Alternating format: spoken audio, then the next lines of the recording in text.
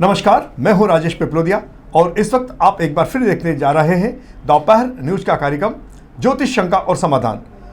हम 21 अप्रैल के बाद पूरे सप्ताह कौन कौन से तीज और त्यौहार आने जा रहे हैं, उस बात को लेकर पंडित जी से चर्चा करने जा रहे हैं। पंडित जी बताएं कि इस बार 21 अप्रैल के बाद जो सप्ताह आरंभ हो रहा है, रविवार से लेकर अगले शनिवार सोमवार तक जो भी है, उसमें कौन कौन से तीज और त्यौहार आ रहे हैं।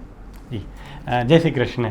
अभी श्री हरि को अति प्रिय वैशाख मास चूंकि चल रहा है, तो इस मास में आने वाले सभी तिथियों का सबसे विशेष महत्व होता है। सर्वप्रथम 24 अप्रैल गुरुवार के दिन श्री हरि को प्रिय वार, गुरुवार के दिन ही श्री हरि को सबसे प्रिय तिथि एकादशी और श्री हरि का सबसे प्रिय मास वैशाख मास, तो अति दुर्लभ संयोग ये बन रहा है कि गुरुवार को वैशाख मास की कृष्ण पक्ष की एकादशी रहेगी, जिसे बरुथिनी एकादशी कहा जाता है, जो कि कई शुभ संयोगों में रहेगी। खासकर हर वैष्णव को जो श्री कृष्ण की आराधना कर रहे हैं, खाटू श्याम की आराधना कर रहे हैं, उन्हें खासकर इस वैशाख महीने में एकादशी का व्रत विशेष रूप से रखना है। खासकर व्यापारी वर्ग के लिए एक रोचक उपाय इस एकादशी में निकल करके आ रहा है कि आपको इस गुरुवार के दिन खासकर पीले कपड़े में पीली चने की दाल, पीली हल्दी की गांठ, पीला ही केला व गुड़ खासकर आपको और एक सोने का मोती रख करके किसी भी नारायण भगवान के अवतार, राम भगवान, कृष्ण भगवान, सत्यनारायण, पंडरीनाथ, अनंत नारायण,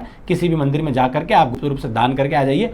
निश्चित रूप से आप मान के चलिए इस वैशाख मास में सारी समस्याओं का आपका निदान हो जाएगा और आपका व्यापार दिन दुगुनी रात चौगुनी तरीके से चलने लग जाएगा। एकादशी के व्रत में मैं हर बार कहता हूं कि केवल और केवल फलाहारी चीजों से आपको अपना व्रत खोलना है। ज्यादा से ज्यादा गौ सेवा करें, विष्णु सहस्त्र नाम का पाठ करें, ठाकुर जी गोवर्धन नाथ जी के दर्शन करें। तो इस बार की जो एकादशी है वो व्यापारियों के लिए काफी लाभप्रद सिद्ध होने जा रही है। बिल्कुल। इसके बाद में एकादशी के बाद और कौन सा तीज त्योहार आ रहा है?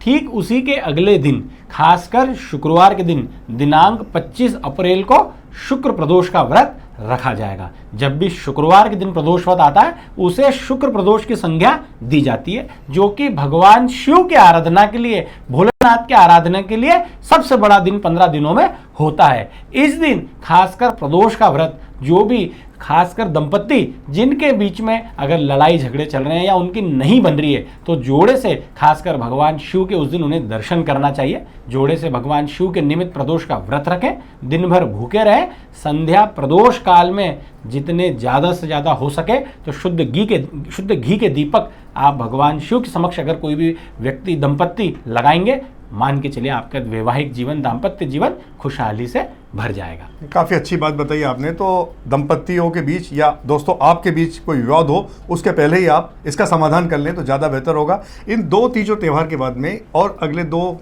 कौन से त्यौहार आ रहे हैं? जी, खासकर उसी के अगले दिन शनिवार को दिनांक 26 अप्रैल के दिन वैशाख महीने की चतुर्दशी, जिसे मासिक शिवरात्रि भी कहा जाता है, कई शुभ संयोगों के साथ शनिवार को रहेगी।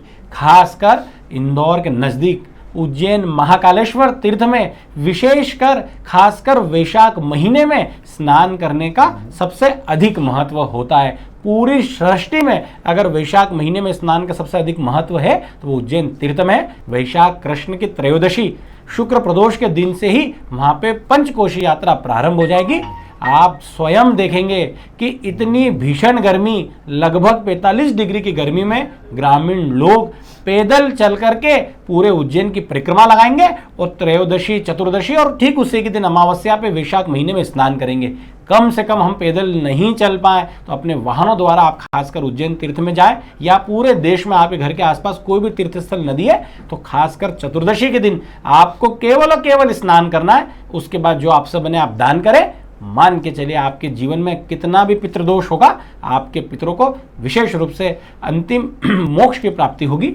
ठीक उसी के अगले दिन रविवार को वैशाख कृष्ण पक्ष की अमावस्या रहेगी। वैशाख अमावस्या लगभग साल भर की 12 अमावस्याओं में से सबसे बड़ी अमावस्या अगर किसी को माना जाता है तो वैशाख अमावस्या का पर्व माना जाता है। आपको एक रोचक उपाय समस्त 12 राशि के लोगों को करना है कि वैशाख अमावस्या के दिन खासकर किसी भी मंदिर के पुजारी, ब्राह्मण या जरूरतमंद को आपको ठंडे शरबत का दान करना है। आप मान के चलिए जैसे आप उनको शरबत द्वारा शीतलता प्रदान करेंगे, आप समस्त 12 राशियों के जातकों की कुंडली के दोष भी दूर होंगे और इस भीषण गर्मी वैशाख महीने में शरबत के दान का विशेष महत्व है। मतलब कुल मिलाकर ये सप्ताह आप सभी के लिए काफ़ी लाभप्रद है।